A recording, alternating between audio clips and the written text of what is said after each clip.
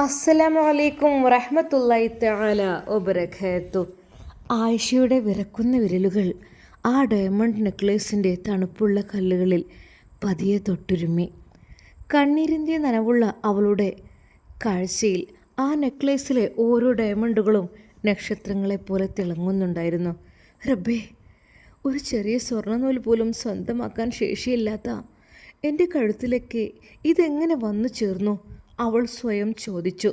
അത് കഴുത്തിലണിഞ്ഞപ്പോൾ മനസ്സിൻ്റെ ഉള്ളിൽ വല്ലാത്തൊരു ഭയവും ഒപ്പം വിചിത്രമായൊരു വികാരവും അവളെ വരിഞ്ഞു മുറുക്കി. കൂട്ടിന് ഭർത്താവില്ല, താങ്ങായി ആരുമില്ല. പിന്നെ ആരെ കാണിക്കാൻ വേണ്ടിയിട്ടാണ് ഞാൻ ഈ വിലപിടിപ്പുള്ള ആഭരണവും അണിഞ്ഞു നിൽക്കുന്നത്? എന്നാൽ റിസ്വാന വക്കീലും നൂറത്തെയും പറഞ്ഞ കാര്യങ്ങൾ അവൾ ഓർത്തു. അതെ, ശരിക്കും മൊഞ്ചത്തിയായിട്ടുണ്ടെന്ന്. മൊഞ്ചോ എനിക്കോ? എത്രയോ ദിവസമായി കണ്ണാടിയിലൊന്ന് നോക്കിയിട്ട്. എന്തിന്? ആരെ കാണാൻ? എന്തിന്? അതെ, എൻ്റെ ജീവിതമൊക്കെ അങ്ങ് ഇരുട്ടിൻ്റെ കൂട്ടിലകപ്പെട്ടു പോയില്ലേ. നല്ലൊരു ജീവിതം ഞാൻ നയിച്ചിട്ടില്ല. എന്നിട്ടിപ്പോൾ അവർ പറയുകയാണ് മൊഞ്ചത്തിയായിട്ടുണ്ടെന്ന്. അവൾ ഓരോന്ന് ഓർത്തു. നഷ്ടബോധത്തിൻ്റെ വലിയൊരു ഭാരം അവളെ ശ്വാസം മുട്ടിച്ചു. എന്നാൽ അതേ നിമിഷം ആ രാത്രിയുടെ മറുതലയ്ക്കിൽ ജസീർ ഉറങ്ങാനാവാതെ കിടക്കുകയായിരുന്നു. അവൻ്റെ അടഞ്ഞ കൺപോളകൾക്ക് പിന്നിൽ ആ ഡയമണ്ട് നെക്ലേസ് തിളങ്ങി നിന്നു. പക്ഷേ അവൻ്റെ മനസ്സ് നിറഞ്ഞത് ആ നെക്ലേസിൻ്റെ തിളക്കത്തിലായിരുന്നില്ല. പകരം അത് കഴുത്തിലണിഞ്ഞ് കിടക്കുന്ന തൻ്റെ പ്രിയപ്പെട്ട ഹിജാബിയുടെ മുഖമായിരുന്നു അവൻ്റെ മനസ്സ് നിറയെ. അവളുടെ ആ നിഷ്കളങ്കമായ മുഖവും കഴുത്തിലെ ആ നെക്ലേസും അവൻ്റെ ഹൃദയത്തെ വല്ലാതെ പിടിച്ചുലച്ചു. അത് എങ്ങനെയായിരിക്കും അവളുടെ മുഖമൊന്ന് കാണാൻ തിടുക്കമായി. എങ്കിലും ഒരു ഫോട്ടോ വിട്ടു തന്നല്ലോ. അതെ, അതും വലിയൊരു കാര്യം. കഴുത്ത് മാത്രമാണെങ്കിലും ഇനി ഒട്ടും വൈകിക്കാനാവില്ല. ഉള്ളിലെ പ്രണയവും ആകാംക്ഷയും അടക്കാനാവാതെ അവൻ ബെഡിൽ നിന്ന് എഴുന്നേറ്റ് മേശപ്പുറത്തിരുന്ന ഫോൺ കയ്യിലെടുത്തു. ഫോണിൻ്റെ സ്ക്രീനിൻ്റെ വെളിച്ചത്തിൽ അവൻ്റെ മുഖം തെളിഞ്ഞു. അവളുടെ നമ്പറിലേക്ക് വിരലുകൾ നീളുമ്പോൾ അവൻ്റെ ഹൃദയമിടിപ്പ് വേഗത്തിലായി. രാത്രിയുടെ ഇളം കാറ്റ് ജനലിൻ്റെ വെള്ളത്തിരിശീലകളെ പതുക്കെ ഇളക്കിക്കൊണ്ടിരിക്കുന്നു. മുറിയിലാകെ മുല്ലപ്പൂവിൻ്റെ മണം നിറഞ്ഞിരിക്കുന്നു. അത് നൂർജഹാൻ കൊണ്ടുവച്ചതാണ്. എന്നാൽ ഈ സമയം അതാ അവന് ഉറക്കമേ ഉണ്ടായിരുന്നില്ല. അവൻ അങ്ങോട്ടും ഇങ്ങോട്ടും നടന്നു. ഒരു നിമിഷം അതെ, അവളെ ഒന്ന് വിളിച്ചെന്തെങ്കിലും ചോദിക്കണം, പറയണമെന്നുള്ള ചിന്തയായിരുന്നു അവൻ്റെ മനസ്സിൽ. എന്നാൽ അതാ അവളോടൊന്ന് ചോദിക്കണം. അങ്ങനെ അതാ ആ നിമിഷം തന്നെ അവൻ മെസ്സേജ് അയക്കുന്നു. ഹിജാബി, എങ്ങനെയുണ്ട് ഡയമണ്ട് നെക്ലേസ്? മാഷാ അല്ലാ, ഇത് സത്യം പറഞ്ഞാൽ എനിക്ക് വിശ്വസിക്കാൻ കഴിയുന്നില്ല. ഇതിന് ഒരുപാട് വില വന്നില്ലേ? അതെ, വില വന്നു. പക്ഷേ അതിനേക്കാൾ വിലപ്പെട്ടത് നീയാണ് എനിക്ക്. നീയാണ് എൻ്റെ വിലപ്പെട്ടത്. ഹിജാബിയുടെ കണ്ണുകൾ നിറഞ്ഞു. ഇത് എനിക്കാണോ സത്യത്തിൽ? അതെ, എൻ്റെ ഹൃദയത്തിൽ നിന്നുള്ള ചെറിയൊരു സമ്മാനം. അതെ, പിന്നെണ്ടല്ലോ, ഞാൻ ഈ നെക്ലേസ് ധരിക്കുമ്പോഴൊക്കെ നിങ്ങൾ ഓർക്കൂട്ടോ. ഒരു നിമിഷം ജസീർ മൗനമായി നിന്നു. ശേഷം ശബ്ദം ചെറുതായി വിറച്ചു. ഹിജാബി, സത്യം പറഞ്ഞാൽ നീ ഇല്ലാത്തൊരു ജീവിതം എനിക്ക് ആലോചിക്കാൻ കൂടി കഴിയുന്നില്ല പെണ്ണേ. ആ വാക്കുകൾ കൂടി കേട്ടപ്പോൾ അവളുടെ കണ്ണുനീർ കവിളിലൂടെ ഒഴുകി. ഇക്ക, എനിക്ക് ജസീർ, എനിക്കും അതുപോലെ തന്നെയാണ്. അവൾ മൃദുവായി തുടർന്നു. നീ പറഞ്ഞ ഓരോ കാര്യവും ദുആ ചെയ്യാൻ ഞാൻ ശ്രമിച്ചു. ഞാൻ നിന്നോട് ചോദിക്കുകയാണ്, ഞാൻ നിനക്കിന് വേണ്ടി എന്ത് ചെയ്യണം? ഹിജാബി കുറച്ചു നേരം മിണ്ടാതെ നിന്നു. പിന്നീട് പതുക്കെ പറഞ്ഞു. അതെ ഇക്ക, ഞാൻ ഒരു കാര്യം പറയട്ടെ? പറയൂ. ഞാൻ പറയുന്നത് കൊണ്ട് വിഷമിക്കരുത് കേട്ടോ. ഒരിക്കലുമില്ല. എൻ്റെ പെണ്ണെന്തെങ്കിലും പറഞ്ഞ് എനിക്ക് വിശ്വാസം ഇല്ലാണ്ടിരിക്കുമോ? അവൾ അവൻ്റെ കണ്ണുകളിലേക്ക് നോക്കി. അതെ, നാളെ സുബഹി ബാങ്ക് മുഴങ്ങുമ്പോൾ വെള്ള ഷർട്ടും വെള്ളമുണ്ടും തൊപ്പിയൊക്കെ ധരിച്ച് നേരെ പള്ളിയിലേക്ക് പോകുന്നത് കുഴപ്പമില്ലല്ലോ? ഒരു നിമിഷം അവൾക്ക് എന്ത് പറയണമെന്നായിപ്പോയി. കാരണം തീരെ നിസ്കരിച്ച് ശീലമില്ലാത്ത ഒരാളെ സുബഹിക്ക് എണീറ്റ് പള്ളിയിലേക്ക് പറഞ്ഞേക്കുന്നതൊക്കെ വെച്ചാൽ കുറച്ച് റിസ്ക്കുള്ള പണി തന്നെയാണ്. എന്നാൽ ജസീർ എന്ത് ചെയ്യണമെന്നറിയാതെ അവൾക്ക് എന്തുത്തരം പറയും എന്ന് വിചാരിച്ചു. കാരണം ഇതുവരെയായിട്ടും പള്ളിയിലേക്ക് പോയിട്ടില്ല. പിന്നെ ഇപ്പം എങ്ങനെ? ഞാൻ പള്ളിയിലൊക്കെ പോയിട്ട് കുറേ കാലമായി. അറിയാം, എനിക്ക് നാണുണ്ട്. ഹിജാബി മൃദുവായി പുഞ്ചിരിച്ചുകൊണ്ട് പറഞ്ഞു, അതെ, എനിക്ക് മനസ്സിലായിട്ടുണ്ട്. പിന്നെ അള്ളാഹുവിൻ്റെ വീട്ടിലേക്ക് മടങ്ങി വരുന്നവരോട് അള്ളാഹു ഒരിക്കലും വാതിലടക്കില്ല. ആ വാക്കുകൾ ജസീറിൻ്റെ ഹൃദയത്തെ ആഴത്തിൽ സ്പർശിച്ചു. എനിക്ക് കഴിയുമോ? കഴിയും. ഞാൻ ഒറ്റയ്ക്കാണെങ്കിൽ നീ ഒറ്റയ്ക്കല്ല എന്നാണ് അർത്ഥം. ഞാൻ വരും. ജസീർ അത്ഭുതത്തോടെ നോക്കി. ശരിക്കോ? അതെ, സുബഹിക്ക് മുമ്പ് ഞാൻ നിന്നെ വിളിച്ചുണർത്തും. ആ രാത്രി ജസീറിന് ഉറങ്ങുവാൻ കഴിഞ്ഞില്ല. വർഷങ്ങളായി മനസ്സിൽ അടിഞ്ഞുകൂടിയ ഓർമ്മകളും തെറ്റുകളും ഖേദങ്ങളും ഒരുമിച്ച് അവനെ തേടിയെത്തി. എന്നാൽ അതിനിടയിലൂടെയും പല പ്രശ്നങ്ങൾ, പല പ്രതീക്ഷകൾ ഉദിച്ചുയർന്നു. ഹിജാബിയുടെ വാക്കുകൾ പുലർച്ചെ ദൂരെയുള്ള പള്ളിയിൽ നിന്നുള്ള സുബൈൻ ബാങ്ക് മുഴങ്ങി തുടങ്ങി. അല്ലാഹു അക്ബർ, അല്ലാഹു അക്ബർ. ആ ശബ്ദം കേട്ട നിമിഷം ജസീർ കണ്ണു തുറന്നു. ആ സമയം തന്നെ ഫോണിൽ അതാ ഒരു സന്ദേശം വരുന്നു, ഒരു മെസ്സേജ്. എണീറ്റോ, ഇന്ന് നമ്മൾ അള്ളാഹുവിൻ്റെ വീട്ടിലേക്ക് പോകുന്ന ദിവസമാണ്. പിന്നെ ഞാൻ ചിലപ്പോൾ അവിടെ എവിടെയെങ്കിലായിട്ട് ഉണ്ടാവും. ഹിജാബി, നീ എന്തേ പറയുന്നത്? നീ പള്ളിയിലോ? ജസ്റ്റ് ഒന്ന് കാണാമെന്നൊന്ന് വിചാരിച്ചാൽ മതിയല്ലോ. ഹിജാബി, ഞാൻ നിന്നോടൊരു കാര്യം ചോദിക്കട്ടെ? സത്യം പറഞ്ഞാൽ നീ എന്ത് ജിന്നാണോ? ജിന്നോ? അതെന്താ അങ്ങനെയൊക്കെ പറയുന്നത്? അല്ല, എൻ്റെ ജീവിതം പാടേങ്ങ് നീ മാറ്റിമറിച്ചല്ലോ. നീ അദൃശ്യനായിട്ട് എൻ്റെ അടുത്തേക്ക് വരുന്നുണ്ടോ? സത്യം പറഞ്ഞാൽ ഹിജാബി, ഞാൻ ഈ കാണുന്നത് സ്വപ്നമാണോ? ഞാനെങ്ങനെ അല്ലായിരുന്നു ഒരിക്കൽ പോലും. ഞാനെങ്ങനെ അല്ലായിരുന്നു. ഞാൻ വളരെയധികം മോശമായ സാഹചര്യത്തിലായിരുന്നു വളർന്നത്, അതായത് ജീവിച്ചത്. കാരണം എനിക്ക് പെണ്ണിനെ വേണമെന്ന് വെച്ചാൽ പെണ്ണ്, എനിക്ക് മദ്യം വേണമെന്ന് വെച്ചാൽ മദ്യം.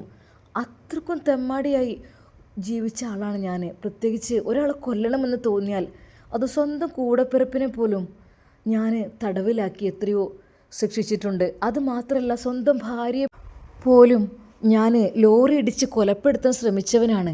അത് അത്രക്കും വാശിയും വൈരാഗ്യമുള്ള ആളാണ് ഞാൻ. എനിക്ക് എന്താണെന്ന് അറിയുന്നില്ല സംഭവിച്ചത്. സത്യം പറഞ്ഞാൽ എനിക്ക് എന്താ സംഭവിക്കുന്നത്? നീ ജിന്നാണോടി? ഹിജാബി, പറ, നീ അദൃശ്യമായി എൻ്റെ അടുത്തേക്ക് വരുന്നുണ്ടോ? തികച്ചും ഞാൻ ആളാകെ മാറിപ്പോയല്ലോ. ഞാൻ ഇന്നലെ സുബഹി നമസ്കരിച്ചു, പക്ഷെ നീ ഇന്ന് പറയുന്നത് നാളെ പുലർച്ചെ തന്നെ പള്ളിയിലേക്ക് പോകണം എന്നുള്ളതാണ്. സത്യമായിട്ടും ഞാനത് അംഗീകരിക്കുകയാണ്. എനിക്ക് എന്താണെന്ന് അറിയുന്നില്ല. അവൻ്റെ മനസ്സ് ആകപ്പാടെ വല്ലാത്തൊരവസ്ഥയിൽ. എന്നാൽ ഇതെല്ലാം നൂർജഹാൻ അതാ കാണുന്നു. എന്തൊക്കെ തന്നെയാലും ആളിന് നല്ലോണം ബോധിച്ചിട്ടുണ്ട്. അല്ല ജസീർ, അപ്പോൾ എന്നെ വേണ്ടേ നിനക്ക്? വേണം. അതിനു വേണ്ടി ദുനിയാവിൻ്റെ ഏതറ്റം വരെ പോകാൻ ഞാൻ തയ്യാറാണ്. നീ എന്ത് പറഞ്ഞാലും ഞാനതനുസരിക്കും, തീർച്ചയായും. അത്രക്കും ഇഷ്ടം മനസ്സിൻ്റെ ഉള്ളിൽ വന്നുപോയെന്ന് തന്നെ പറയാം. അത്രക്കും ഒരുപാട്. ശരിക്കും അത് ജസീറിൻ്റെ ശബ്ദം ഇടറുന്നുണ്ടായിരുന്നു. എന്താണെന്നറിയില്ല, ശരീരത്തിലേക്ക് എന്തൊരു മാന്ത്രിക ശക്തി കടന്നുകൂടിയ പോലെ. ഞാനിങ്ങനെയല്ലായിരുന്നല്ലോ. ഒന്നുമല്ല, എന്തൊക്കെയോ ജീവിതത്തിൽ പറ്റിപ്പോയ തെറ്റുകൾ, അതൊക്കെ മാപ്പ് പറയണം എന്നൊക്കെ തോന്നുകയാണ്. എന്നാൽ വീണ്ടും അതാ, ഹലോ, ഇറങ്ങിയില്ലേ? പിന്നെ ഞാൻ ഹിജാബി, സത്യം പറ, നീ ആരാണ്? എനിക്ക് നിന്നെക്കുറിച്ച് വിശദമായി ഒന്നറിയണം. എന്നെ ഇത്രയധികം മാറ്റിമറിച്ച, അത് അത്രക്കും തെമ്മാടിയായി ജീവിച്ച ഞാൻ ആരാണ്? എനിക്ക് അറിയുന്നില്ല എൻ്റെ അവസ്ഥ എന്താണെന്നുള്ളത്. അതെ, അതൊക്കെ ഞാൻ പറയാം. പിന്നെ അതിനു മുമ്പായിട്ട് ഇറങ്ങി വീട്ടിൽ നിന്ന് പള്ളിയിൽ സുബഹിൻ്റെ ബാങ്ക് ഇപ്പോൾ കൊടുക്കും. അതെ, നീ ഇറങ്ങ്. ആ നിമിഷം തന്നെ അവളുടെ ആ ഒരു മാസ്മരിക ആ ഒരു ശക്തിയിൽ അവൻ പെട്ടെന്ന് ഫ്രഷായി. അതാ വെള്ളത്തുണിയും വെള്ളക്കുപ്പായവും, തൊപ്പിയില്ല എങ്കിലും ജസ്റ്റ് ഒരു ടവലുണ്ട്, അതും കയ്യിൽ പിടിച്ച് അതാ സുബഹിൻ്റെ സമയത്ത് വീട്ടിൽ നിന്ന് ഇറങ്ങുന്നു. വീട്ടിലതാ വാതിൽ തുറക്കുന്ന ശബ്ദം കേട്ട് ഒരു നിമിഷം ഉമ്മ, ആരപ്പം ഈ സമയത്ത് ഇവിടെ വാതിൽ തുറക്കാനൊക്കെ? വല്ല കള്ളന്മാരോ മറ്റോ ആണാവോ? അവർ എഴുന്നേറ്റു. അവരുടെ പ്രൗഢിയോടെയുള്ള ആ ഒരു ഡ്രസ്സും ആഭരണങ്ങളുമെല്ലാം ശരിയാക്കി അവർ അതാ ബെഡ്റൂമിൽ നിന്ന് ഇറങ്ങി. പെട്ടെന്ന് അവർ ഞെട്ടി. ഫുള്ള് ബെർമുടയും ടീഷർട്സുമൊക്കെ ഇട്ടു പോകുന്ന എൻ്റെ മോനാണോ പോകുന്നത്? വെള്ള തുണിയും വെള്ള കുപ്പായിട്ട്? അല്ല. ആരാണത്? അറിയാത്ത രീതിയിൽ അവർ ചോദിച്ചു. കാരണം അവർക്കറിയുന്നില്ല അതാരാണെന്ന്. പക്ഷെ തലമുടി കാണുമ്പോൾ തൻ്റെ മോനെ പോലെ, ശരീരം മൊത്തത്തിൽ വെള്ള വസ്ത്രം. പെട്ടെന്ന് അവൻ തിരിഞ്ഞു. ഉമ്മാ, ജസീറേ, നീയോ? നീ ഇതെങ്ങോട്ടാ? വെള്ളത്തുണി വെള്ളക്കുപ്പായി കെട്ടിട്ട്? അത് ഞാൻ പള്ളിയിലേക്ക്. പള്ളിയിലേക്കോ? ബെസ്റ്റ്. നിനക്കെന്താടാ ഭ്രാന്തായോ? ഞാൻ അറിയാൻ മേലായിട്ട് ചോദിക്കുകയാണ്. നിനക്കെന്താ ഭ്രാന്തായോ? നീ എങ്ങോട്ടാ പോകുന്നത്? നൂർജഹാൻ, നൂർജഹാൻ ഉറക്കെ വിളിച്ചു. നൂർജഹാൻ എവിടെ? അവളിതൊന്നും കാണുന്നില്ലല്ലേ? ജസീറ, നിനക്കെന്താ ഭ്രാന്തായോ? ഭ്രാന്തോ? എനിക്കോ? നീ എന്താ പള്ളിയിലേക്ക് എന്തിനു പോവാ? നിന്റെ തന്തൻ്റെ അടുത്തേക്ക് പോവാണോ? ഞാൻ നിസ്കരിക്കാൻ. ഓഹോ, എന്തപ്പോൾ ഇതിവിടെ നടന്നത്? നൂർജഹാൻ എൻ്റെ മോനെ ഈ രൂപത്തിൽ ഒരു സൂഫിയാക്കി മാറ്റിയോ? എനിക്കൊന്നും ഇഷ്ടമല്ല കേട്ടോ, ആദ്യമേ ഞാൻ പറഞ്ഞേക്കാം. ഇത് വല്ലാത്തൊരവസ്ഥയായി പോയല്ലോ. നൂർജഹാൻ എൻ്റെ കുട്ടീൻ്റെ മേത്ത് എന്തോ കൂടിപ്പിച്ചിട്ടുണ്ട്, എന്തോ ചെയ്തിട്ടുണ്ട്. അല്ലാതെ അവൻ ഒരിക്കലും ഇങ്ങനെ ആവില്ല. നല്ല ഉഷാറുള്ള ചെക്കനായിരുന്നു. ഇപ്പം കണ്ടില്ല, അവൻ പള്ളിയിലേക്ക് പോകുകയാണത്രേ. എന്താ ജസീർ, നിനക്ക് ഭ്രാന്തുണ്ടോ? നീ സ്വഭാവത്തോട് കൂടി തന്നെയാണ് അങ്ങനെ പോകുന്നത്? അല്ല, ആരാ നിന്നെ ഇങ്ങനെ ഉന്തിത്തള്ളി വിടുന്നത്? എനിക്കതൊന്നും അറിയണം. ഉമ്മ, പള്ളിയിലേക്ക് പോകുകയെന്ന് വെച്ചാൽ നല്ല കാര്യമല്ലേ?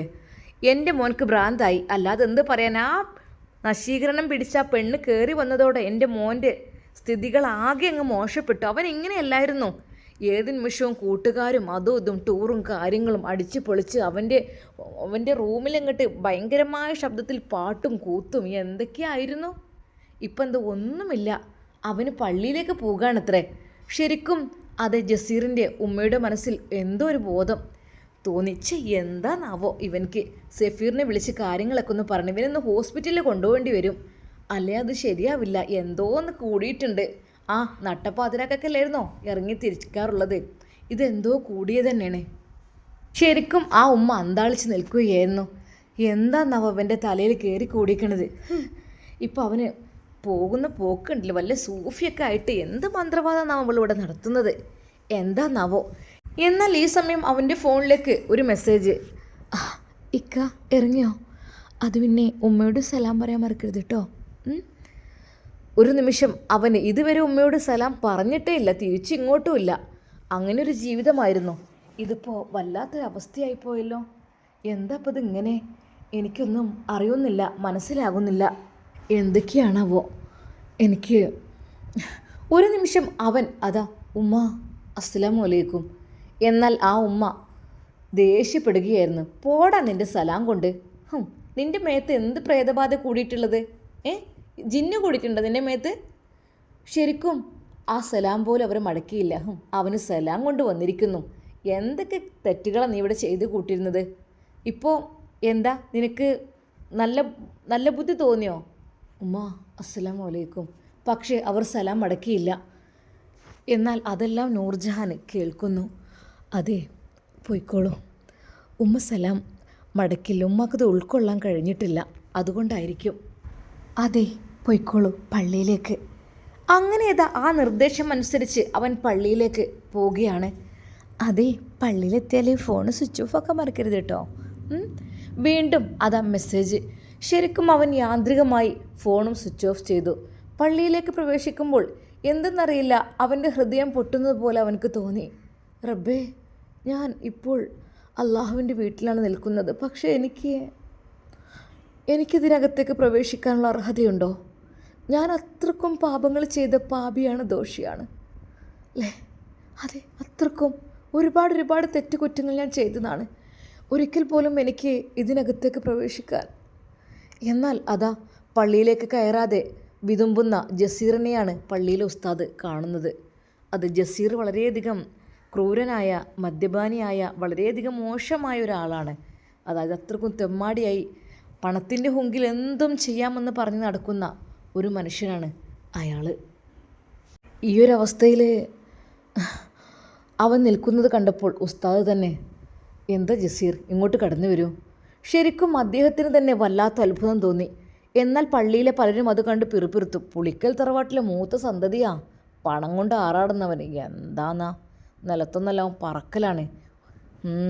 അവനിതവിടെ വന്നിക്കണ് പള്ളിയിലേക്ക് ആദ്യമായിട്ട്. എന്തിനാ നമ്മ പള്ളി കാണാൻ വന്നതാണോ എന്താവോ, അതോ നന്നാകാൻ തീരുമാനിച്ചോ? പലരുടെയും വാക്കുകൾ അങ്ങനെ ഓരോന്ന് പറയുമ്പോൾ ഉസ്താദ് പറഞ്ഞു, അതെ, ഒരു മനുഷ്യൻ നന്നാകാൻ തീരുമാനിച്ച് പള്ളിയിലേക്ക് വന്നു കഴിഞ്ഞാൽ ഒരിക്കലും നമ്മൾ അദ്ദേഹത്തെക്കുറിച്ച് വേണ്ടാത്തതൊന്നും വിചാരിക്കരുത്. ജസീറിനെ കൈപിടിച്ച് ഉസ്താദ് അകത്തേക്ക് കൊണ്ടുപോയി. അങ്ങനെ അതാ അവൻ ആദ്യമായി പള്ളിയിലെ ആ ഒരു സ്വഫിൽ നിന്ന് നമസ്കരിക്കുകയാണ് ചെയ്യുന്നത്. അവൻ്റെ ഹൃദയം വല്ലാതെ വേദനിച്ചു. ഹൃദയം പൊട്ടി അവൻ ഒരുപാട് ദുആ ചെയ്തു. അറിയുന്നില്ല, ജസീറിൻ്റെ ജീവിതത്തിൽ വല്ലാതെ മാറ്റങ്ങൾ സംഭവിച്ചിരിക്കുന്നു. എന്നാൽ ഈ സമയം അതേ പള്ളിയിലേക്ക് തന്നെ നമ്മുടെ സഫീറും അന്ന് എത്തിയിട്ടുണ്ട്. അതെ, തൻ്റെ പ്രിയപ്പെട്ട ജ്യേഷ്ഠനെ പള്ളിയിൽ കണ്ട ആ ഒരു നിമിഷം തൻ്റെ ജ്യേഷ്ഠനെ എങ്ങനെയോ, ജ്യേഷ്ഠന് അതേ ഒരു ചായ, പക്ഷേ ഡ്രസ്സിങ് ഒന്നും അതല്ല.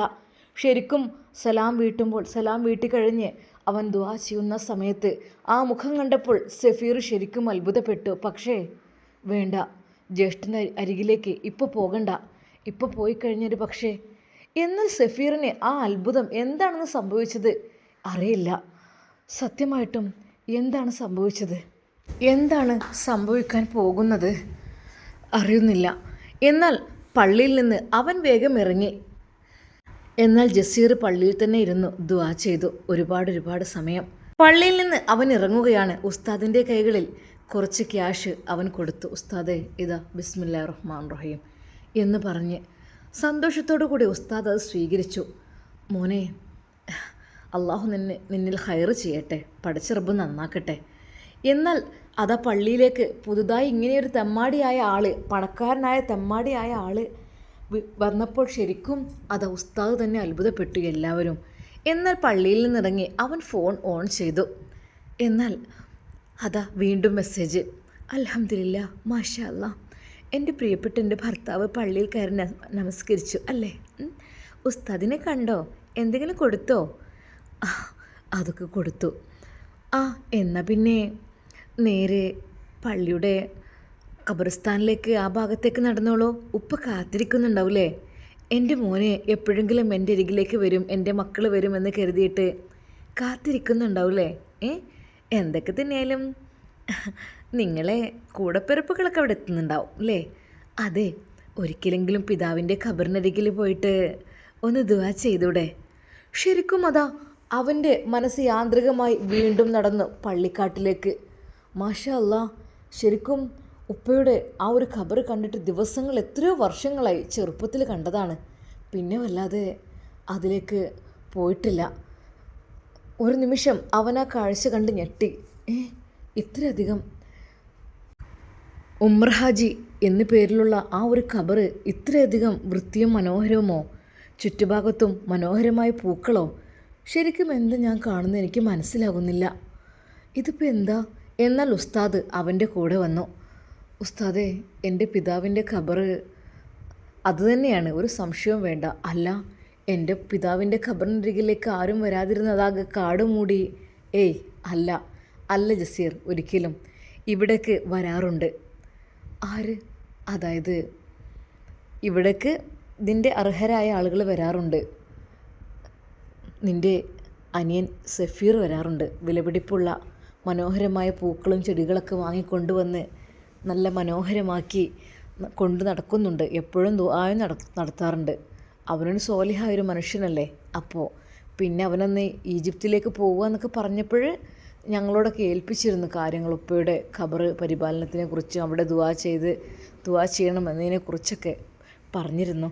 ശരിക്കും തൻ്റെ അനിയൻ സഫീർ, അതെ, ഉപദ്രവിച്ച് അവനെ പൂട്ടിയിട്ട എൻ്റെ സഫീർ, അവനാണോ ഈ ഖബറിടം ഇത്രയധികം വിശാലവും സുന്ദരവുമാക്കിയത്? പഠിച്ചോനെ അല്ലാ, അവൻക്ക് അതിൽ വല്ലാത്തൊരു കുറ്റബോധം തോന്നി. ഒരിക്കൽ പോലും പിതാവിൻ്റെ ഖബറിനരികിലേക്ക് ഒന്ന് വന്നു നോക്കുകയോ പ്രാർത്ഥിക്കുകയോ ചെയ്തിട്ടില്ല ഞാൻ. എന്നാൽ എൻ്റെ അനിയൻ ഞാൻ വിചാരിച്ചതിനേക്കാളും എത്രയോ വലിയ മനുഷ്യനാണ് എന്നുള്ള കാര്യം ജസീറിന് മനസ്സിലായി. അങ്ങനെ പിതാവിനോട് ഹൃദയം പൊട്ടിക്കരഞ്ഞ് അതാ സലാം പറയുന്നു. ഉപ്പ, അസ്സലാമു അലൈക്കും ദാറ ഖൗമിൽ മുഅ്മിനീൻ വ ഇന്നാ ഇൻഷാ അല്ലാഹു ബിക്കും ലാഹിഖൂൻ. അതെ, ഉസ്താദ് പറഞ്ഞു കൊടുത്ത ആ പ്രാർത്ഥന അവൻ ചൊല്ലി. ഉപ്പ എന്നോട് പൊറുക്കണം. ഇതുവരെ ഉപ്പയുടെ ഖബറിൻ്റെ അരികിലേക്ക് എത്തുവാനോ ഉപ്പക്ക് വേണ്ടി ദുആ ചെയ്യുവാൻ എനിക്ക് കഴിഞ്ഞില്ല. ഞാനൊരു തെമ്മാടിയായിരുന്നു. അത്രയ്ക്ക് മോശക്കാരനായിരുന്നു ഞാൻ. ഭയങ്കര പക്ക ഫ്രോഡായിരുന്നു ഉപ്പ. എന്നാൽ ഉസ്താദ് അവനെ പതുക്കെ തോളിൽ തട്ടി, മതി, വരൂ, വെള്ളിയാഴ്ച ഒരിക്കലെങ്കിലും ഉപ്പയുടെ ഖബറിനരികിൽ ചെന്നൊന്ന് ദുആ ചെയ്താൽ മതി. ഇന്ന് എന്തൊക്കെ തന്നെയായാലും വെള്ളിയാഴ്ച രാവ് നല്ലൊരു ദിവസമാണ്. നീ വന്നതും നിനക്ക് നല്ലത് തോന്നിയതും ഒക്കെ സത്യം പറഞ്ഞാൽ നല്ലൊരു തുടക്കമായിരിക്കട്ടെ ഇത് ജസീർ. ഉസ്താദേ, എൻ്റെ ഭാഗത്തുനിന്ന് ഒരുപാട് തെറ്റുകുറ്റങ്ങൾ വന്നു പോയിട്ടുണ്ട്. അതൊന്നും സാരില്ലാന്നേ. അതൊക്കെ പടച്ചവനോട് നമ്മൾ എത്ര തെറ്റുകുറ്റം ചെയ്താലും പടച്ച റബ്ബിനോട് ഹൃദയം പൊട്ടിക്കരഞ്ഞാൽ പടച്ചവനത് സ്വീകരിക്കും. ഉസ്താദേ, എനിക്ക് അതിന് പ്രായശ്ചിത്തമായി എന്തെങ്കിലുമൊക്കെ കൊടുക്കണം. ജസീർ, നിനക്ക് എന്ത് കൊടുക്കാനാണ് ആഗ്രഹം? ആദ്യമേ പള്ളിയിൽ ഒരുപാട് പാവപ്പെട്ട കുട്ടികൾ പഠിക്കുന്നുണ്ട്. ആ കുട്ടികൾക്ക് വേണ്ടി നിനക്ക് കൊടുക്കാൻ കഴിയുന്ന എന്തെങ്കിലും സംഭാവന നൽകുകയാണെങ്കിൽ അതായിരിക്കും നല്ലത്. അല്ലാതെ എനിക്കൊന്നും വേണ്ട. ഉസ്താദിൻ്റെ കൈകളിലേക്ക് അവൻ ക്യാഷ് വീണ്ടും നീട്ടുന്ന സമയം അദ്ദേഹം പറഞ്ഞത് അങ്ങനെയായിരുന്നു. പാവപ്പെട്ട ഒരുപാട് ദർസിലെ കുട്ടികൾ പഠിക്കുന്നുണ്ട്. അവർക്ക് വേണ്ടി എന്തെങ്കിലും കൊടുക്കുകയാണെങ്കിൽ അത് ഏറ്റവും നല്ലത് അതായിരിക്കും. ഉസ്താദേ, അതിനെത്ര എന്ത് വേണമെങ്കിലും ഞാൻ ചെയ്തു തന്നിരിക്കും. എനിക്ക് സത്യം പറഞ്ഞാൽ ഇപ്പോഴാണ് ഞാൻ ജീവിതത്തിലേക്ക് തിരിച്ചു വന്നത്. സാരല്ലടാ, സാരല്ല, നീ പോയിക്കോ. അങ്ങനെ അതാ ഉസ്താദിനോട് സലാം പറഞ്ഞ് ജസീർ അവിടെ നിന്നും പോകുന്നു. അവൻ്റെ മനസ്സാകെ കലങ്ങി മറിയുകയാണ്. തനിക്ക് എൻ്റെ ജീവിതത്തിൽ എന്താണ് പറ്റിയത്? ഒരു നിമിഷം ഹാദിയെക്കുറിച്ച് ഓർത്തു. ഹാദിയ, ക്ഷമിക്കണം എന്നോട്, ഞാൻ അറിയാതെ. അവൻ നെഞ്ച് പൊട്ടിക്കരയുകയായിരുന്നു. അതെ, താനൊരു ഉപദ്രവിച്ച ആളുകൾ, എൻ്റെ പ്രിയപ്പെട്ട സഫീർ മോനെ, അതെ, എൻ്റെ ഗ്രാൻഡ്മ, അതായത് വല്യമ്മ, പിടിച്ച് വലിച്ചാണ് വൃദ്ധസദനത്തിലേക്ക് കൊണ്ടുപോയിട്ടത്. അത്രക്കും അറിയുന്നില്ല, എന്താ ചെയ്യേണ്ടതെന്ന് എനിക്ക് മനസ്സിലാകുന്നില്ല. ജസീർ ശരിക്കും അതാ കരയുകയായിരുന്നു. അന്നവൻ വീട്ടിലേക്ക് കയറുവാൻ സമയത്ത് ഫോൺ ഒരിക്കൽ കൂടി നോക്കി. വിഷമിക്കണ്ട, ഒക്കെ ശരിയാവും കേട്ടോ. പിന്നെ എനിക്ക് കുറച്ചുകൂടി കാര്യങ്ങളൊക്കെ പറയാനുണ്ട്. ഹിജാബി, ഞാൻ ആളാകെ മാറിപ്പോയി. 1-2 ദിവസങ്ങൾ കൊണ്ട് നീ എന്നെ മാറ്റിയെടുക്കുകയാണ് ചെയ്യുന്നത്. സത്യം പറഞ്ഞാൽ എനിക്ക് എന്താ സംഭവിച്ചറിയുന്നില്ല. ഉപ്പയുടെ ഖബറിടത്തിലൊക്കെ പോയില്ലേ? പോയി, എല്ലായിടത്തും പോയി. ദർസിലെ മക്കൾക്ക് അവർക്കൊരു നേരത്തിനുള്ള ഭക്ഷണത്തിനുള്ള ക്യാഷ് ഞാനിപ്പോൾ കൊടുത്തു. വളരെ നല്ല കാര്യം, മാഷാ അല്ലാ. അത് തന്നെ വേണ്ടത്. നിങ്ങളൊക്കെ കോടീശ്വരന്മാരല്ലേ. ഞാൻ ഒരു കാര്യം പറയട്ടെ. എന്ത്? എനിക്ക് ഈ ഡയമണ്ട് നെക്ലേസ് എന്തിനായിരുന്നു വാങ്ങിയത്? അത് നിന്നോടുള്ള ഇഷ്ടം കൊണ്ട് എനിക്ക് അതെ, അത് വിറ്റിട്ട് ദർസിലെ മക്കൾക്ക് ഒരു നേരത്തെ ഭക്ഷണം കൂടി കൊടുക്കുവാനും അവർക്ക് ഓരോ കൂട്ടം ഡ്രസ്സ് എടുക്കുവാനും പിന്നെ അവരുടെ കൈകളിലെ ഒരു അത്യാവശ്യ ചിലവിന് വേണ്ടിയിട്ടും കൊടുത്തുവിടായിരുന്നോ? അത് ഞാനത് ഊരിത്തരാം. ഹിജാബി, വേണ്ട, അത് വേണ്ട. അതെൻ്റെ ഹൃദയത്തിൽ നിന്നുള്ളതാണ്. അതൊരിക്കലും നീ എനിക്ക് തരരുത്. അത് നിൻ്റെ കഴുത്തിൽ അണിയുമ്പോൾ അതിന് വല്ലാത്തൊരു മൊഞ്ചായിരിക്കും. ദയവായി നീ ഊരരുത്. അതിൻ്റെ ആവശ്യമില്ലല്ലോ. എനിക്ക് എത്രയോ ഉണ്ടല്ലോ ക്യാഷിൻ്റെ കാര്യത്തിൽ എനിക്ക് പ്രശ്നമില്ലല്ലോ. ഹിജാബി, സത്യം പറഞ്ഞാൽ നീ എന്നെ അങ്ങ് മാറ്റിയെടുത്തു. എനിക്ക് ഉൾക്കൊള്ളാൻ കഴിയണില്ലടി. എന്നാൽ വീട്ടിലേക്ക് പോയിക്കോളൂ, ഉമ്മ കാത്തിരിക്കുന്നുണ്ടാവും. പിന്നെ ഉമ്മ ചിലപ്പോൾ ചീത്തയൊക്കെ പറയും കേട്ടോ. ഉമ്മക്ക് ഉൾക്കൊള്ളാൻ പ്രയാസമായിരിക്കും. പിന്നെ അതൊന്നും കാര്യമാക്കണ്ട. പക്ഷെ ഉമ്മയോടൊന്നും തർക്കുത്തരം പറയരുത്, മനസ്സിലായല്ലോ? എല്ലാം നല്ല സൗമ്യമായിട്ട് ഉമ്മയെ പറഞ്ഞ് മനസ്സിലാക്കണം, ഓക്കെ? എന്നാൽ പിന്നെ വീട്ടിലെത്താനാണെങ്കിൽ ഞാൻ വിളിക്കുന്നില്ല. നൂർജഹാനെ, ഇതെങ്ങനെ കണ്ടാലേ എനിക്കിട്ട് തരും. Okay, bye. എന്നാൽ ശരി കേട്ടോ. അസ്സലാമു അലൈക്കും. വലൈക്കും അസ്സലാം. അങ്ങനെ അതാ പള്ളിയിൽ നിന്ന് നടന്ന് അവൻ നേരെ വീട്ടിലേക്ക് ചെല്ലുന്നു. പുളിക്കൽ തറവാട്ടിലെ ആ ഒരു വലിയ കൊട്ടാരം, തല ഉയർത്തി നിൽക്കുന്ന ആ ഒരു ഗേറ്റും മതിലും എല്ലാം. ഒരു നിമിഷം ജസീർ അതിലേക്ക് നോക്കി. റബ്ബേ, ഇതിനകത്ത് എനിക്ക് സമാധാനം ഉണ്ടായിരുന്നില്ല. പക്ഷേ ഇപ്പം എന്തൊരു മനസ്സിക്കൊരു സമാധാനം. ഞാൻ വളരെയധികം ഒരു പാവപ്പെട്ട ആളായി മാറിയ പോലെ, എൻ്റെ മനസ്സിൽ അല്പം കാരുണ്യം വന്നതുപോലെ. അവൻ നേരെ അതാ സിറ്റ് ഔട്ടിലേക്ക് നടന്നു. എന്നാൽ ഉമ്മ അവിടെ ഇരിക്കുന്നുണ്ടായിരുന്നു. എന്താടാ, ഔലിയായി പോവുകയാണ് ജെ? ഔലിയായി പോവുകയാണെങ്കിൽ പൊയ്ക്കോ. ഓനിപ്പോൾ എത്തി വേറെ എവിടെ എത്തിക്കണ്.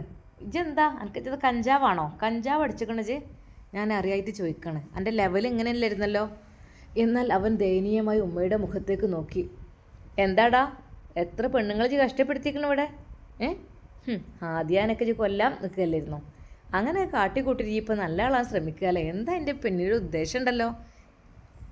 എന്തോ ഉണ്ട്. സത്യം പറയടാ, സത്യം പറയും. അടിച്ച് ഞാൻ കൊല്ലലായിരിക്കും നിൻ്റെ ഈ ചെറ്റത്തരത്തിനൊക്കെ. നാണല്ലല്ലോ എനിക്ക്. ഇത്രയും ആൺകുട്ടിയെ വളർന്നിട്ട് ഇപ്പോൾ അവന് സൂഫിയായി നടക്കുകയാണ്, വെള്ളത്തുണിയും വെള്ളക്കുപ്പായൊക്കെ ഇട്ട്. എന്നാൽ ദയനീയമായി അവൻ ഉമ്മയുടെ മുഖത്തേക്ക് നോക്കി. ഉമ്മ, ഞാൻ നിസ്കരിക്കാൻ ഇപ്പം തുടങ്ങി ഭൂമിയിൽ പൊട്ടി മുളച്ചതാണല്ലോ ഇതൊക്കെ എന്നോ ഉണ്ടാണ്ടിയതാണ്. എന്താ എനിക്ക് ഇപ്പോൾ പിടിച്ചൊരു ഇതാകാൻ കാരണം? ആളുകളെ കൊണ്ട് പറയിപ്പിക്കരുത് കേട്ടോ, ഭ്രാന്തനാന്ന് പറയിപ്പിക്കരുത് കേട്ടോ. മനസ്സിലായി? എനിക്കെന്താ ഭ്രാന്തുണ്ടോ? ശരിക്കും ഭ്രാന്തനെന്ന് വരെ ഉമ്മ മൊഴി ചാർത്തി അവൻ്റെ മേലിൽ. ഭ്രാന്തുണ്ടെങ്കിലേ നേരെ ഭ്രാന്താശുപത്രിയിൽ പോയി കിടക്കണം, അല്ലാതെ ഇവിടെ അങ്ങനെ നടക്കില്ല. മനസ്സിലായല്ലോ? എന്നാൽ നൂർജഹാൻ അതെല്ലാം കേട്ടു. പെട്ടെന്ന് നൂർജഹാൻ അങ്ങോട്ട് ഇറങ്ങി വന്നു. ഉമ്മ, എന്താണ് നൂർജഹാൻ, ഇജ്ജ് എന്ത് കൈവശം അവനക്ക് കൊടുത്തത്? ഇജ്ജ് പറയ്. അന്നെ ഇവിടെ ഞാൻ പുറത്താക്കി തരാം. എന്ത് എൻ്റെ മോനക്ക് കൊടുത്തത്? ഓൻ ഇങ്ങനെ അല്ലായിരുന്നല്ലോ, ആണത്തുള്ള കുട്ടിയായിരുന്നു. ഉമ്മ, പള്ളിയിലേക്ക് നിസ്കരിക്കാൻ പോയാൽ ആണത്തില്ലാതാവോ? അതാണോ ആണത്തുള്ള കുട്ടി? അതോ 9 മണിക്കും 10 മണിക്കും എഴുന്നേറ്റ് പല്ലും തേക്കാതെ ഇവിടെ ഇരുന്ന് കണ്ണി കണ്ടതൊക്കെ വായിലിട്ട് ചവയ്ക്കുന്ന അതാണോ ആണത്വം? അതോ സുബഹിൻ്റെ സമയത്തുണർന്ന് ഫ്രഷായി പള്ളിയിലേക്ക് നിസ്കരിക്കാൻ പോകുന്നതാണോ ആണത്തം? പറ ഉമ്മ. നൂർജഹാൻ്റെ വാക്കുകൾ കേട്ട് ഒരു നിമിഷം ഉമ്മ ചിലക്കല്ലടി, എൻ്റെ ഒരു ചിലക്കൽ. ഓള് കയറി വന്നോടെ മുതൽ ഓളെ കാലിവിടെ ഈ അകത്ത് കുത്തിയോടെ മുതൽ എൻ്റെ മോൻ്റെ സ്വഭാവം മാറിയിക്കണ്. ഇന്നോട് വരെ എന്നോടാ തർക്കുത്തൊന്നും പറയില്ല, പിന്നെ പറച്ചിൽ തുടങ്ങി. ഇപ്പോൾ പറച്ചിൽ നിന്ന് പോൻ ഇങ്ങനെ നടക്കുകയാണ്. എന്താണ് ജിൻ്റെ മോനക്ക് കൊടുത്തത്? സത്യം പറഞ്ഞോ, ഇജ് എന്ത് കൈവശം അവനക്ക് കൊടുത്തത്? സത്യം പറയണം. ഞാൻ എൻ്റെ ആങ്ങളോടൊക്കെ ഒന്ന് വിളിച്ച് പറയട്ടെ, എൻ്റെ മോനെ കേട് വരുത്തിയേക്കണ്. ഉമ്മ, നിങ്ങളെ മോൻ കേട് വന്നതാണോ അത് നന്നായതാണോ? ഒന്നുമല്ലടി, എൻ്റെ മോനക്ക് ഭ്രാന്താക്കി അല്ലേ? ഈ എൻ്റെ മോനെ ഭ്രാന്തനാക്കി. ഇങ്ങനെ അല്ലായിരുന്നു ഓന് കുറേ കൂട്ടുകെട്ടും ഓന് പാട്ടും കൂത്തും കളിയും എന്തൊക്കെയായിരുന്നു, എത്ര ആക്റ്റീവായിരുന്നു. ഇപ്പോൾ സൈലൻ്റ് ആയിട്ട് ഓൻ പോവുക, പള്ളിയിൽ പോവുക, വരിക. എന്താ ഇപ്പം ഇതിൻ്റെ അർത്ഥം? ഇജ്ജ് ഓനെ ഭ്രാന്തനാക്കിയില്ലേടി? അന്നെ ഞാൻ വെറുതെ വിടൂല.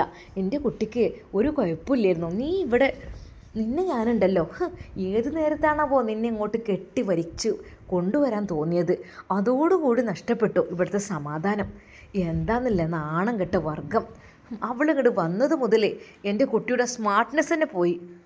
എന്നാൽ ഈ സമയം നൂർജഹാൻ പറഞ്ഞു, ഉമ്മ, മോൻ നന്നായി അല്ല ചെയ്തത്, അല്ലാതെ ഒരിക്കൽ പോലും നന്നാവുക.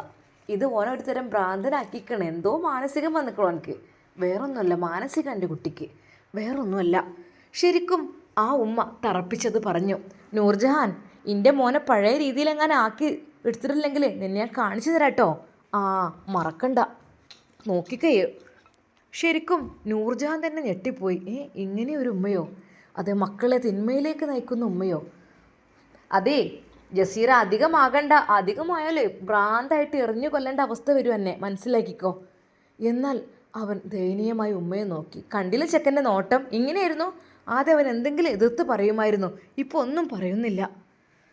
അവൻ പതുക്കെ ഫോണെടുത്തു.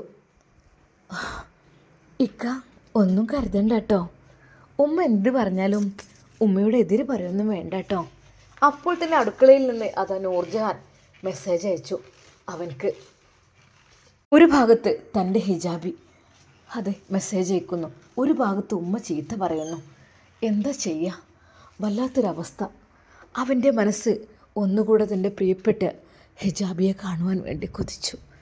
ഹിജാബി, അതെ, നീ എൻ്റെ ലഹരിയാണ് ഹിജാബി. നിനക്ക് വേണ്ടി ഞാൻ എന്തൊക്കെയോ ആയി പോകുന്നു. അതെ, നേരായ വഴിയിലേക്ക് നീ എന്നെ നയിച്ചു കൊണ്ടുപോകുന്നു ഹിജാബി. അതെ, നീ എനിക്ക് പറഞ്ഞു തരുന്ന വഴിയാണ് സമാധാനത്തിൻ്റെ വഴി. ഇൻഷാ അല്ലാ, നമുക്കിതിൻ്റെ ബാക്കി ഭാഗം നാളെ കാണാം. അതുവരേക്കും എല്ലാവർക്കും അസ്സലാമു അലൈക്കും വറഹ്മത്തുള്ളാഹി തആല വബറകാതുഹു.